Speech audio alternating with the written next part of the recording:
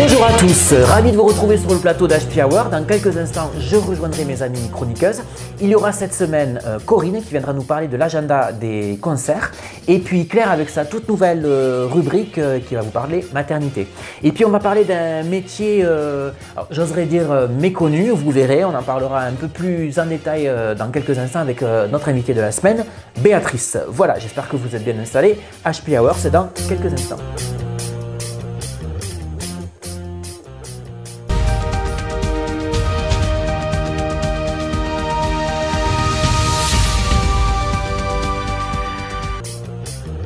Allez, on se retrouve en plateau pour notre deuxième émission déjà de la reprise de saison. Donc vous avez vu, on a un petit peu gardé notre teint aller parce qu'on va suivre les conseils de Sandrine qu'on retrouvera dans une prochaine émission, vous verrez. Mais tout de suite, je vous demande d'accueillir mon amie Queen Claire qui me rejoint actuellement sur le canapé puisque vous le savez, depuis la rentrée avec Claire, nous parlons maternité, bébé, les conseils du jeune maman. Voilà. Et donc pour ce numéro, ce sera quoi en particulier? La valise amenée à la maternité. Quelques petits conseils. D'accord, donc moi je ne vais pas vous aider là-dessus. On va donc écouter tes conseils pour les mamans qui vont à la maternité. C'est ça. Qu'est-ce qu'on doit emmener dans sa valise? Alors après, ce qui vaut mieux, c'est préparer sa valise suffisamment tôt. Parce que si vous, comme moi, vous accouchez 3 semaines à l'avance, il vaut mieux l'avoir prête un petit peu avant. Surtout qu'avec le stress et tout ça, à mon avis. C'est ça. D'accord. Exactement. Donc, on prend quel type de valise? Petite valisette au week-end, ça suffit. Et donc, à mettre dedans chemise de nuit ou petit pyjama, suivant ce que vous préférez. Coton, pour être très très à l'aise, surtout après l'accouchement. Il vaut mieux, n'est-ce pas? Bien sûr. Ensuite, qu'est-ce que vous pouvez mettre dedans? Des sous-vêtements. Coton aussi, il vaut mieux. Ça aussi, c'est toujours utile. Il vaut mieux. Soutien-gorge d'allaitement, si vous avez choisi d'allaiter ou si vous pouvez allaiter, parce que des fois on voudrait mais on ne peut pas. Donc suivant ce que vous voulez. Pour ce qui est du bas, sous-vêtements, il existe des culottes jetables. Mais ils en fournissent pas dans les maternités? Non, pas dans les maternités. Non. Soit vous avez des culottes jetables qui s'achètent dans les grandes surfaces, vous en avez. Sinon, dans les magasins de puériculture, vous pouvez en trouver aussi. C'est les mêmes trucs qu'on nous met dans les massages, là? Quand tu vas te faire des massages, les trucs en papier, là? C'est qui ressemblent à des strings et que tu sais pas de quel côté tu dois les mettre. Non, c'est pas celui-là. C'est pas ça? C'est pas celui-là. C'est plutôt dans une matière qui est très très élastique et qui est pas très très agréable. Moi, je dis, vaut mieux une bonne vieille culotte en coton. Et en régie, on me dit que c'est pas très sexy non plus. Voilà, c'est ça, exactement. Exactement. Okay. Une bonne culotte en coton dans laquelle vous êtes très à l'aise, c'est pas grave. Il existe le percarbonate de soude. Pour laver, c'est nickel. Ça enlève quasiment toutes les taches. D'accord. Voilà. Ensuite, qu'est-ce que vous prenez dans votre valise? Votre trousse de toilette avec tout votre nécessaire. Ce que vous voulez, un petit peu de maquillage, ça ne gâche rien. Ah, ça fera plaisir à Sandrine. Voilà, parce que pour se faire belle quand il y a des visites, c'est quand même un petit peu mieux. Très important le brumisateur, parce que des fois il peut faire chaud. C'est pas climatisé ça peut, mais après quand on est en plein effort aussi, sans rentrer dans les détails, c'est bien d'avoir un peu de fraîcheur sur soi. Tout le dossier médical avec soi de la grossesse. Donc ça c'est quand on arrive à la maternité, on arrive avec son dossier. Tout le dossier médical, tout le suivi que vous avez fait avec votre gynécologue obstétricien, plus la carte vitale, plus la carte de groupe sanguin, qui peut être très important suivant comment se passe l'accouchement. Amener soit un P3. Peut amener de la musique. Ah oui, moi j'avais mon téléphone où j'avais mis de la musique dedans et puis j'avais mon petit morceau fétiche que je me suis écouté en boucle. Ainsi que tes 5 émissions préférées d'HP Hour que tu regardais en boucle et la musique, comme on te comprend. Exactement, avec la musique du générique qui plaît beaucoup à ma fille, soit dit en passant. Des tenues confortables, parce que quand on a de la visite, c'est bien quand même d'être un petit peu habillé. Combien de temps on reste Alors, si tout va bien, on reste à peu près 5 jours.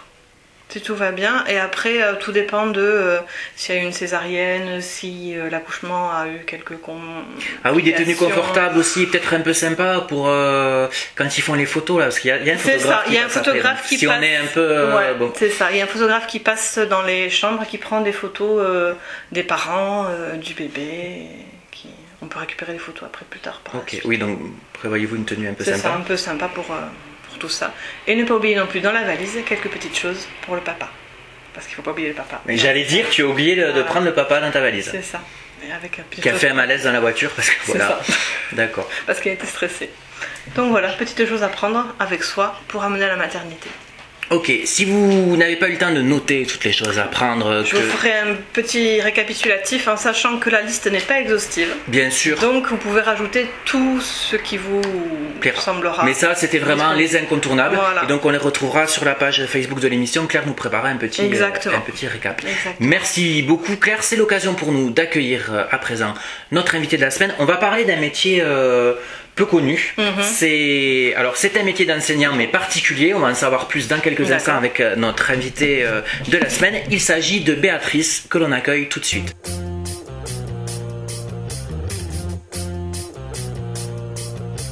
Bienvenue donc sur le canapé d'HP Hour. Alors on va parler d'un métier particulier ou en tout cas peu connu puisque alors donc c'est le métier d'enseignant, donc ça s'appelle enseignant ESC pardon. Qu'est-ce que ça veut dire ce sigle déjà? Alors ESC ça veut dire éducation socio-culturelle. Voilà. C'est une matière qui existe depuis 1964, qui a été créée par à l'époque le ministre Edgar Pisani, qui n'existe en fait que dans les lycées agricoles publics et privés.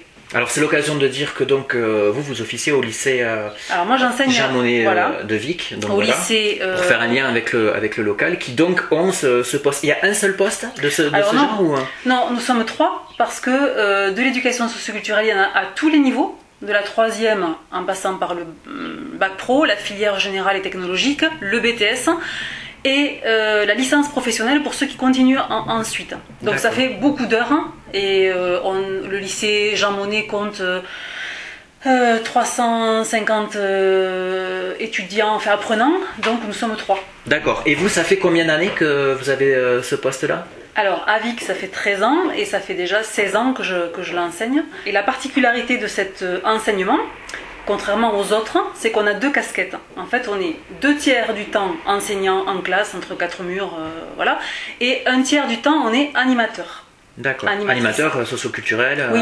D'où l'intitulé. Et donc, on intervient auprès des jeunes en dehors du temps scolaire. D'accord. Donc, on est avec eux... sur le périscolaire? Oui, sur le périscolaire. On est avec eux à partir de 17h. Jusqu'à parfois minuit quand on va au Parvis ou au Paris ou au cinéma. Mais du coup, s'il y a aussi donc, cette partie enseignante, ça veut dire que vous êtes non seulement là pendant la journée du temps enseignant, éducatif, plus après sur du temps... Mais bien entendu, on a moins d'heures de cours en face à face qu'un autre enseignant. D'accord. On a 12 heures de cours en face à face. Et 18 heures. Voilà. Et 6 heures, on doit 6 heures d'animation par semaine. Qui sont dévolus à l'animation, cette animation. Alors, quels sont les contenus de ce que vous faites avec les enfants? Quels sont en fait les objectifs que vous développez? Comment ça se passe? C'est quoi le travail? Oui, en classe, ou même en dehors. Enfin, d'ailleurs, est-ce que c'est des objectifs communs ou est-ce que c'est chaque Oui, c'est commun. Alors, tout ce qui est citoyenneté, apprentissage de la vie en communauté, respect, etc., tout ça, ça va être sur le terrain plutôt du périscolaire. On a un bar au foyer des élèves qui sert d'outil. Les élèves sont formés par le collectif Rivage à la comptabilité d'association. Donc c'est un plus aussi sur leur CV de présenter ça. Le collectif Rivage qu'on recevra dans quelques semaines dans l'émission. D'accord. Et donc voilà, donc ils sont accompagnés. Ah oui, ça c'est intéressant parce que du coup... Ils sont formés, ça dure un mois la formation à raison de 5 séances. Et à l'issue de ça, ils savent faire une comptabilité d'association, ce qui n'est pas simple. Donc ils sont responsables du stock, des comptes, de la vente, des problèmes qui peuvent se poser. La vraie vie quotidienne. Voilà, c'est ça. D'accord. Et alors je crois que depuis 3 ans, vous choisissez chaque année une thématique particulière autour de laquelle vous travaillez. Comment ça s'articule? En fait, on s'est rendu compte que dans ce lycée, il y avait trop de projets. On n'arrivait plus à savoir ce que faisaient les autres. Donc on s'est dit, ce serait bien d'avoir un thème qui fédère tous les porteurs de projets pour qu'à un moment donné dans l'année, on montre tout ce qui s'est fait autour de ce projet, autour de ce thème. Donc on choisit une thématique et les autres collègues qui sont volontaires travaillent avec nous sur ce thème. Donc cette année, le thème c'est Révolution, qui fait suite au thème de l'an dernier qui était le thème de l'engagement. Et alors comment ça se concrétise le travail autour de cette thématique? Qu'est-ce que font les élèves en fait? Alors en fait on travaille sur ce thème dans nos cours, puisque pour répondre à la question que vous m'aviez posée précédemment, je n'ai pas répondu sur le contenu. Oui. On aborde la communication interpersonnelle, la lecture de l'image, les médias.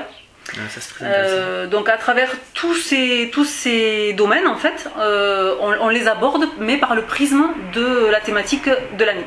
D'accord.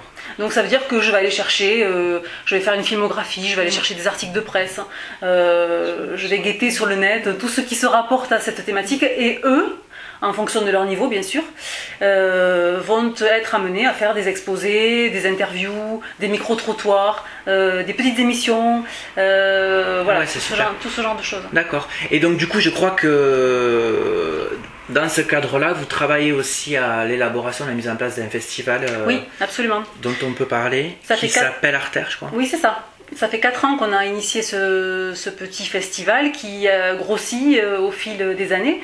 Ce festival, il a pour objectif de valoriser le travail des jeunes qui ont travaillé pendant l'année avec des artistes, puisque nous avons 5 classes qui ont la chance de travailler avec des artistes différents. Qui viennent en résidence Oui. Alors certains viennent en résidence. Cette année, nous accueillons Frédéric Garcès en résidence pendant 2 mois. Pour du théâtre. On va travailler avec Passing, l'école de cirque de Tarbes. On va travailler avec un photographe. Bon, alors, tous ces artistes viennent soit en résidence, soit plus ponctuellement, et font une production avec les jeunes. Et le Festival Artère, c'est l'occasion de présenter ces productions, toujours sur la thématique de l'année. Donc la Révolution. D'accord. Et il a lieu à quelle période? Alors ce festival, il a lieu tous les mois de mars, fin mars. D'accord. Et c'est ouvert à tout le monde, au public, là, nos amis internautes qui nous regardent peuvent... Oui, absolument. C'est ouvert au public. Alors en journée, ce festival, il dure 3 jours et... Oui, 3 jours. En journée, on accueille 300 enfants du canton, à peu près, CM1, CM2, collège. C'est important, ouais. Oui, ça fait une grosse animation dans le lycée ces jours-là. Toute la journée, ils tournent sur des animations proposées par nos BTS GPN, Gestion et Protection de la Nature, sur le thème. Et les soirées, on propose soit des ciné-débats par rapport toujours à la thématique avec des invités, soit le réalisateur, soit d'autres invités. On fait aussi généralement une soirée concert. Et les soirées, bien sûr, sont ouvertes au public, de même que tout ce qui est espace exposition dans le lycée, c'est gratuit et ouvert au public. Ah, donc c'est important. Il y a une plateforme, un site ou quelque chose où les gens peuvent se renseigner s'ils veulent cette année venir sur le site du lycée Jean Monnet. D'accord, donc vous avez le lien du site du lycée qui s'inscrit actuellement sur votre écran. Juste une dernière question pour finir cet entretien. Par rapport au statut de votre métier, vous êtes considéré comme personnel de l'éducation nationale? Non, comment ça se passe? Les lycées agricoles ne relèvent pas de l'éducation nationale, ils appartiennent au ministère de l'Agriculture. Oui. Donc moi je suis fonctionnaire du ministère de l'Agriculture, mais j'ai un CAPES. Tous les enseignants qui sont dans les lycées agricoles ont passé le CAPES au même titre que nos collègues de l'éducation nationale. Et la seule chose, c'est que mon CAPES n'existe pas à l'éducation nationale. Mais sinon, c'est la même chose. Et le lycée Jean Monnet, c'est très important pour nous, est public. Parce qu'on est très attaché au public. Très bien, voilà. Mais j'espère que vous en aurez appris un peu plus sur sur ce métier, sur ce que nous on ne connaissait pas et qui effectivement est intéressant parce que ça permet de faire le pont entre l'éducation, le statut de l'enseignant tel qu'on le connaît, et puis effectivement tout cet apport socio-culturel qui est intéressant pour les enfants, en forcerie les ados, parce que c'est un moment où ils ont besoin d'accompagnement. C'est bien d'être sur les deux plans, et le niveau scolaire, et le niveau scolaire et le niveau... Pour nous, c'est une chance de les voir dans les deux postures. C'est chouette, quoi. Oui, parce que ça permet d'avoir une autre vision de sortie du travail scolaire. C'est ça. Absolument, aussi, tout à fait. Et bien écoutez, si vous voulez en savoir plus, notamment sur le lycée Jean Monnet dont nous avons parlé, et puis également le festival Artère, on vous remet le lien pour le site internet du lycée, n'hésitez pas à aller le voir. Merci beaucoup Béatrice. Avec et puis, grand plaisir, merci de m'avoir reçu. Mon petit doigt me dit qu'on sera amené probablement à vous retrouver très bientôt. Donc à très bientôt, merci encore, et on va accueillir tout de suite notre chroniqueuse qui apporte un petit peu le ton musical, le chant, la danse, la musique est dans ses veines. On accueille tout de suite Corinne. Salut Corinne. Salut Steve, salut, bonjour tout le monde. Alors Coco, avec toi on va parler je crois de l'agenda des concerts. Oui, c'est ça. À venir là sur plusieurs... Voilà, c'est ça, on va faire un petit tour d'horizon de toutes les dates qui vous sont proposées sur Tarbes et dans la région à partir de maintenant jusqu'à la fin de l'année. Bon, évidemment, il y en a énormément, hein, donc on va Oui, pas donc c'est une sélection. Voilà, une sélection des meilleures dates à ne pas rater. Non, c'est varié. Que des sous-entendus comme ça, Steve, attention. Je ne me permettrai pas. Bon. Alors on y va, avec quoi on commence? On va commencer par Tarbes, tout d'abord. Et à la GESP, bien évidemment, qui cet automne a une programmation rap avec deux groupes importants, enfin un groupe et un artiste. Donc le 14 octobre, on commence avec le groupe Assassin, groupe emblématique des années, fondé dans les années 80. Hein. Donc un groupe qui a toujours été underground dans le panorama français, hein, qui a toujours refusé de céder un peu aux sirènes commerciales. Donc voilà, pour tous les fans de hip-hop et de Assassin, donc profitez-en parce qu'il n'y a pas beaucoup de dates cette année en France. Ça sera le 14 octobre à la GESP. Ensuite, le 21 octobre, toujours à la GESP, là c'est Medine. Alors c'est un artiste, je ne sais pas si vous le connaissez, hein, non, qui a, pas du tout. dans un autre style. Alors lui, il est très littéraire, attaché au texte. Hein, il se définit comme un homme de lettres dans un siècle de la mort du texte. Donc il a déjà Ce qui n'est pas faux, tout à fait. Voilà, il a 10 ans de carrière et là il vient de publier son 4e album qui s'intitule Prosélyte. Donc voilà, si vous souhaitez découvrir un artiste rap qui produit vraiment des textes de haute qualité, pour ceux qui ne le connaîtraient pas, allez-y parce que vraiment c'est quelqu'un qui gagne à être connu. Vraiment c'est un pur régal si vous aimez le joli texte, c'est très surprenant. Et ce sera le 21, c'est ça? Le 21 octobre à la GESP. Okay. Alors le 18 octobre, petit retour en arrière, mais là c'est chanson française. Alors vous connaissez peut-être Manu Gallure, qui a été découvert par le grand public en 2016 dans La Nouvelle Star. Mais c'est un garçon, il est d'origine, il est toulousain, hein, je le précise, qui avait déjà derrière lui une carrière assez importante, puisqu'il ça fait quand même une bonne douzaine d'années qu'il tournait en France et ailleurs. Et bon, je ne sais plus à quel niveau il est arrivé dans La Nouvelle Star, mais ça l'a permis de le révéler au grand public. Il avait d'ailleurs participé à différents concours, dont le Pic d'Or à Tarbes, qu'il avait d'ailleurs remporté en 2005. D'accord. Voilà, donc il y a quelques années. Et donc aujourd'hui il se présente comme un troubadour des temps modernes et il a entamé un tour de France à pied et en chanson. Donc voilà. Ouais, c'est original. Ah oui, puis en plus là aussi, hein, c'est vraiment un garçon qui a énormément de charisme et d'énergie, de très beaux textes. Alors ça sera le 18 octobre à 21h à la Maison des Associations du Quai de l'Adour. Alors ça je le précise parce que c'est pas très souvent hein, qu'il y a des concerts. Absolument, ouais. Mais vraiment à ne pas rater parce que c'est une soirée vraiment où vous allez... ne la ratez pas, c'est face au TGV, voilà, Ouais. pour les gens qui... Oui, voilà. exact. Ouais. Alors on continue maintenant avec la salle Le Paris qui accueille régulièrement des compagnies de théâtre, mais une fois par mois, vous le savez maintenant, il y a une soirée qui est réservée à la chanson française. Alors le 7 novembre, ce sera un artiste tarbais, Kevin Denard, qui joue du blues. Ah oui, je voilà. connais. Ah, voilà, voilà. Kevin, voilà. tu es une fan. Ah oui, total. Et ensuite, le 5 décembre, là, ce sera un groupe albigeois qui s'appelle Les Idiots. Alors je ne sais pas si vous connaissez le groupe L'Opium du Peuple. Ah oui, oui, oui. Voilà, Oui. et ben donc ce sont deux membres de l'Opium du Peuple, dont le chanteur. Voilà. Donc moi j'ai eu l'occasion de les voir sur scène à plusieurs reprises et là aussi vraiment on passe un bon moment. Il y a beaucoup d'humour, hein, mais les textes sont parfois touchants, mais vraiment on s'ennuie pas. Donc là aussi c'est un concert de bonne qualité. Donc allez-y, même si vous les connaissez pas, vous ne serez pas déçus. Donc sur Toulouse, vous connaissez peut-être le Bijou.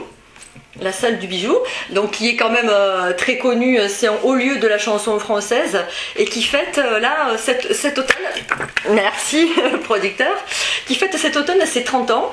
Donc à l'occasion ils nous ont réservé une programmation exceptionnelle avec vraiment des artistes très connus et moins connus, hein, puisque c'est le propre du Bijou, faire découvrir des artistes aussi, mais bon là vraiment, donc bon, toutes les infos sont sur leur site, hein, je citerai simplement Émilie March qui a remporté le Pic d'Or en 2015 et qui s'y produira les 12 et 13 octobre. Et d'ailleurs, Coco, on retrouvera, j'en profite, hein, on retrouvera la programmation du Bijou sur notre site toulouseinfo.fr. Je crois qu'on va à Pau maintenant. Oui, c'est ça. Donc là, pour vraiment un show grand public, hein, c'est M. Pokora.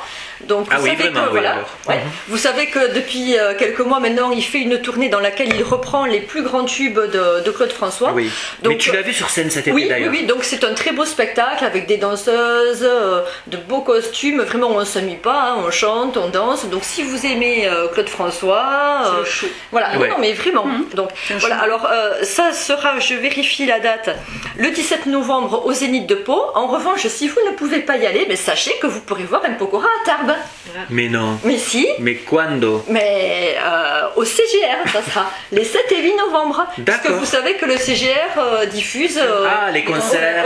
voilà, ponctuellement des concerts. Donc voilà, vous avez cette... très bien, je trouve. Vous avez, voilà, c'est ça. Vous avez cette possibilité aussi de le voir au cinéma.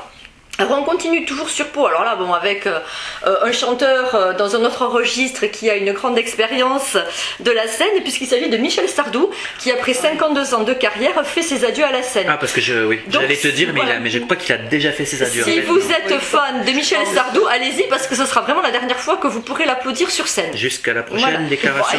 Il sort un album ce mois-ci, mais après la scène c'est fini. Pardon. Et juste on termine avec Vianney. Ah oui, Vianney oui. Voilà. Qui sera aussi au Zénith de Pau le 16 décembre. Et puis il est pas loin aussi. Hein, oui, donc retour à la maison. Retour à la maison. Voilà, bah écoutez, c'est tout pour cette fois-ci. Et puis je vous souhaite de bons concerts et à très bientôt. Merci, merci Corinne. Donc là, vous avez largement de quoi faire d'ici la fin de l'année. Puis vous voyez encore des dates qui s'inscrivent actuellement sur votre écran. Et puis régulièrement, à la fin de nos émissions, pendant le générique de fin, vous savez, vous retrouvez un petit agenda qui vous aidera aussi à vous donner des idées pour aller voir des concerts, des spectacles ou que sais-je encore. Je crois qu'il y avait une petite rectification que tu voulais faire par rapport au planning de la GESP. Voilà, absolument. Pour les personnes qui ont la plaquette de la GESP, j'ai annoncé le 14 octobre qui est la bonne date parce que au départ elle était annoncée ici le 8 décembre et puis la production a avancé le concert, donc ça n'est pas une erreur ni de la part de la GESP ni de notre part. Ce sera bien le 14. Assassin, c'est bien le 14 octobre, donc c'est très bientôt et je ne sais pas s'il reste beaucoup de place. Dépêchez-vous. Ouais, c'est dans une dizaine de jours. Oui, si ce n'est pas déjà fait et que ça vous intéresse, prenez vos dispositions dès maintenant. C'est sur ces bonnes nouvelles, mesdemoiselles, que nous allons nous quitter. On se retrouvera la semaine prochaine avec un nouvel invité et de nouvelles chroniqueuses. Merci beaucoup Béatrice d'être venue sur le plateau. Merci les filles. Bonne semaine à tous et on se retrouve la semaine prochaine. Salut. Au revoir. Au revoir.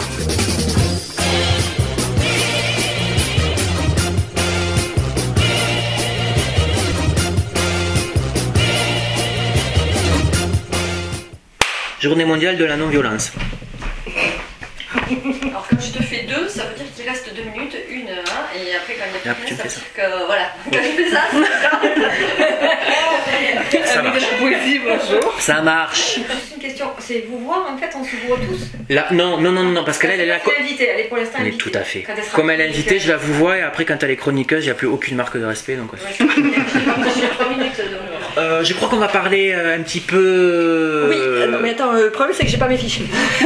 C'est là où on voit le professionnalisme de Coco qui a passé son été sur la plage. Coco, je crois, avec toi on va parler de l'agenda des sorties CD. C'est non, celle-là des concerts. Des concerts, nous allons faire un petit tour d'horizon. Non, on peut rattraper. Oui. Ok. Alors maintenant on va à Pau. Et dans un registre tout à fait différent, puisque là je vous propose un grand show. Surtout ne jetez rien sur la table. Alors, maintenant on va à Pau.